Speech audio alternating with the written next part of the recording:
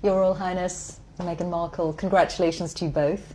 Thank you. Can we start with the proposal and the actual moment of your engagement? When did it happen? How did it happen? And this is how long after you first met? It would be a year and a half, a little bit more than that. No, just about a year and a half, yeah. Which for most people would be quite a whirlwind. Is that how it's felt to you? I don't think that I would call it a whirlwind in terms of our relationship. Obviously, there have been layers attached to how public it has become after we had a good 5-6 months almost with just privacy, which was amazing. But no, I think we were able to really have so much time just to connect, and we never went longer than 2 weeks without seeing each other, even though we were obviously doing a long-distance relationship. So it's we made it work. How did you first meet? Yes, we first met. We were introduced actually by a mutual friend, who we should protect her privacy and not reveal too much of that. And and then it was, I think, about 3, maybe 4 weeks later that I managed to persuade her to come and join me in Botswana, and we camped out with each other under the stars, and she came and joined me for 5 days out there, which was absolutely fantastic. So then we were really by ourselves, which was crucial to me, to make sure that we had a chance to get to know each other. Yeah. But the friend who introduced you, was she trying to set you up? Yes, it was definitely a setup. It was a blind date. It was a blind date, and, for sure. And it's so interesting because we talk about it now, and even then, because I'm from the States, you don't grow up with the same understanding of the royal family, and so while I now understand very clearly there's a global interest there, I didn't know much about him, and so the only thing that I had asked her when she said she wanted to set us up was, I had one question. I said, well, is he nice? Because if he wasn't kind, it just didn't seem like it would make sense. And so we went and met for a drink, and then I think very quickly into that we said, well, what are we doing tomorrow? We should meet again. What are we doing tomorrow? Let's meet again. And then it was like, right, diaries. We need to get the diaries out and find out how we're going to make this work, because I was off to Africa for a month. She was working, and we just said, right, where's the gap? And the gap happened to be in the perfect place. And then going effectively on holiday together in the middle of nowhere, and showing a tent together and all that kind of stuff. It was fantastic. It was absolutely amazing to get to know her as quickly as I did. And starting a long-distance relationship, you were working on Suits, you had, I imagine, a packed filming schedule. You've got lots of commitments of your own. How hard was it to keep things going? It was just a choice, right? I think that very early on, when we realized we were going to commit to each other, that we knew we had to invest the time and the energy and whatever it took to make that happen. And so yes, with the filming schedule, it was not the easiest, because it of course included a lot of travel back and forth, but I don't think you've had any idea what time zone you've been on for the last year and a half. No. Coming over here 4 days or a week, and then going back, and then straight into filming the next day, 4 a.m. wake-up calls on a Monday, straight into set, and right off the plane and straight to set, just coming and back and trying to stay as close as possible, but on 2 different time zones and 5 hours apart does have its challenges, but we made it work, and now we're here, so we're thrilled. But in the case of your relationship, unlike for most people, there's this whole layer of what it means to get involved with someone, the scrutiny. Well, all sorts. Well, I mean, I think also because... And some of that scrutiny, and you ended up making a very public statement about it, some of that scrutiny was centred around your ethnicity, Meghan. When you realised that, what did you think? Of course, it's disheartening. It's a shame that is the climate in this world, to focus that much on that, or that would be discriminatory in that sense. But I think, at the end of the day, I'm really just proud of who I am and where I come from, and we have never put any focus on that. We've just focused on who we are as a couple. And so when you take all those extra layers away and all of that noise, I think it makes it really easy to just enjoy being together and tune all the rest of that out. But now that it is all official, Prince Harry, do you have that sense that the combination of the two of you, your different backgrounds, that you together represent something new for the royal family? I don't know if it's something new. I think it's for me, it's an added member of the family. It's another team player as part of the bigger team. And you know, for all of us, all we want to do is be able to carry out the right engagements, carry out our work, and try and encourage others and the younger generation to be able to see the world in the correct sense, rather than perhaps having a distorted view. So you know, the fact that I fell in love with Megan so incredibly quickly was a sort of confirmation to me that everything, all the stars were aligned, everything was just perfect. It was this beautiful woman just sort of literally tripped and fell into my life. I fell into her life, and the fact that I know the fact that she'll be really unbelievably good at the job part of it as well, is obviously a huge relief to me, because she'll be able to deal with everything else that comes with it. But no, you know, we're a fantastic team. We know we are, and we hope to, you know, over time, try and have as much impact for all the things that we care about as much as possible. I am very excited about that, yeah. And Megan, given your acting and the profile you had, you'd already been involved in various causes, you've been an ambassador for UN Women. What about this new role? I mean, you're going to have a bigger platform, a bigger voice. What do you want to do with it? I mean, Sing. Can you imagine? No, I'm not a singer. I think what's been really exciting as we talk about the transition of this out of my career but into the role is that, as you said, the causes that have been very important to me I can focus even more energy on, because very early out of the gate, I think you realize once you have access or a voice that people are willing to listen to, with that comes a lot of responsibility, which I take seriously. And at the same time, I think in these beginning few months and now being boots on the ground in the UK, I'm excited to just really get to know more about the different communities here, smaller organizations who are working on the same causes that I've always been passionate about under this umbrella. And also being able to go around to the Commonwealth. I think it's just the beginning of a... There's a lot to do. There's a lot to do. And it's an immense change. You're getting a new country out of it, a husband, obviously, but also giving up your nice, career. This is nice. Yes. But I don't see it as giving anything up. I just see it as a change. It's a new challenge. It's a new chapter, right? And also keep in mind, I've been working on my show for 7 years. So we were very, very fortunate to be able to have that sort of longevity on a series. And for me, once we hit the 100 episode marker, I thought, you know what, I have ticked this box, and I feel really proud of the work I've done there. And now it's time to, as you said, work as a team with you.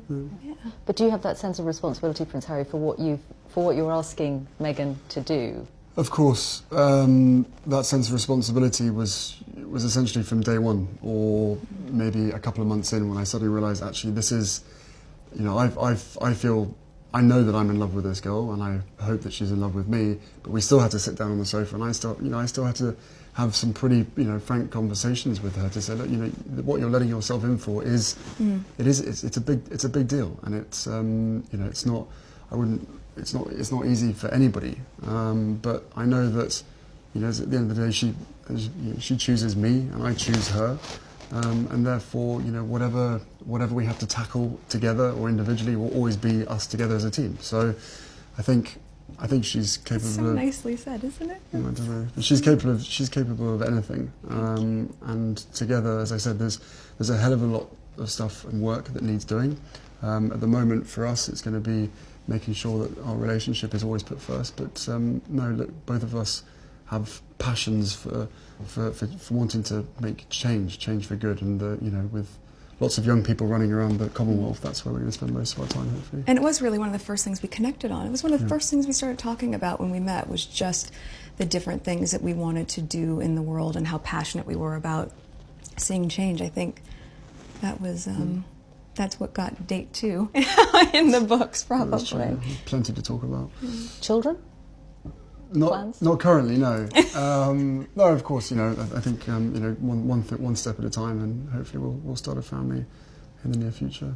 Have you met each other's families, I imagine? Yes, his family's been so welcoming, and You've met quite a few of them, actually. I have, on both sides of his family, his mom's side as well, which has been really important to me too. But yes, the family has been great, and over the past year and a half, we've just had a really nice time getting to know them and progressively helping me feel a part of not just the institution, but also part of the family, which has been really, really special. Trying to track them down and make sure that they're around at the same time that she's popping in without telling too many people. And so we've actually done incredibly well to make sure that you've met all the key people. So does that mean a lot of the time that you've been together in this last year and a half, you've been at home a lot? Yes. Yes. No, we had to sort of reverse the whole process, and cozy nights in front of the television, cooking dinner with just the two of us by ourselves in our little cottage, rather than going out for dinner and being seen in public. So we reversed the whole process, which is it's provided different opportunities, and it's made us a hell of a lot closer in a shorter space of time. That's true. That's without question. So, if anybody else at home is listening, then maybe slow down on the dates and maybe spend more time at home.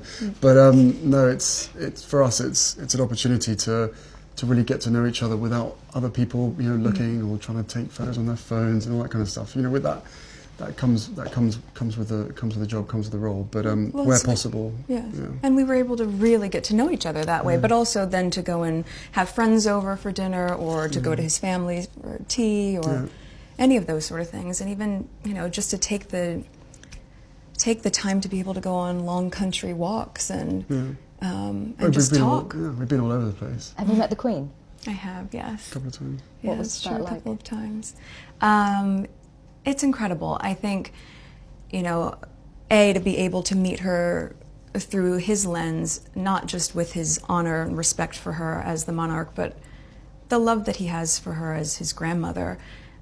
All of those layers have been so important for me, so that when I met her, I had such a deep understanding and, of course, incredible respect for being able to have that time with her. And we've had she's an incredible woman. And the corgis took to you straight away. That's true. For the last 33 years being barked at. This one walks in absolutely nothing. Just laying on my feet during tea. It was very sweet. And it's just like, oh. That has to be a good sign. Speaking of dogs, have you brought yours to the UK? Well, I have 2 dogs that I've had for quite a long time, both my rescue pups, and one is now staying with very close friends, and my other little guy he's in the UK. He's been here for a while. Okay, let's hope he adjusts well. I think he's doing just fine. What was it like introducing Meghan to your father and your brother? What was it like? It was exciting. I mean, I've been seeing her for a period of time when I literally didn't tell anybody at all, and then William was longing to meet her, and so was Catherine. So, they're being our neighbours. We managed to get that in quite a few times now, and Catherine's been absolutely wonderful, amazing, as is William as well. Fantastic support. And then my father as well. We had a couple of. No, more than that. We've had a handful of teas and meetings and all sorts of gatherings over at his place as well. So, no, the family together have been absolutely, solid support, and my grandparents as well have been wonderful throughout this whole process, and they've known for quite some time. So how they haven't told anybody is again a miracle in itself. But no, the whole family have come together and have been a huge amount of support. They've been amazing. And Meghan, your parents, do you think, very happy for you, obviously. Do you think they have worried at all about the scale of what you're getting into?